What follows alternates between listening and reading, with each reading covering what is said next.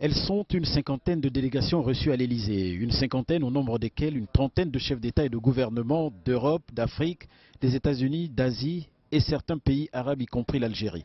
Parmi eux, la délégation du Gabon, notre pays, conduite par le chef de l'État Ali Bongo Ondimba. Le rendez-vous de l'Élysée est convoqué à l'initiative du chef de l'État français.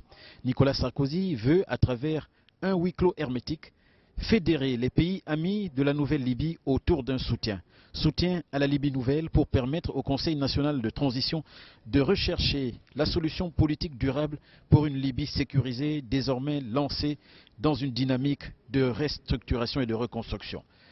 Une démarche qui s'inscrit dans la logique du chef de l'État Ali Bongo Ondimba, logique qui appelle le concours de la communauté internationale en faveur de la Libye pour qu'elle pense ses plaies et qu'elle s'attelle à construire son avenir. Ensemble, les leaders présents à l'Élysée se proposent d'aider le CNT à définir une feuille de route qui leur permettrait de mettre en place et consolider un état de droit démocratique et stable. Il faut dire que la conférence de Paris est la conclusion d'un dossier qui a pris sa source au Conseil de sécurité des Nations Unies. Le vote de la résolution 1973 ayant guidé l'essentiel des opérations qui ont mis un terme au massacre des populations orchestré par l'ancien guide Kadhafi. La position du chef de l'État, Ali Bongo Ondimba, s'est voulue courageuse et constante dans son évolution.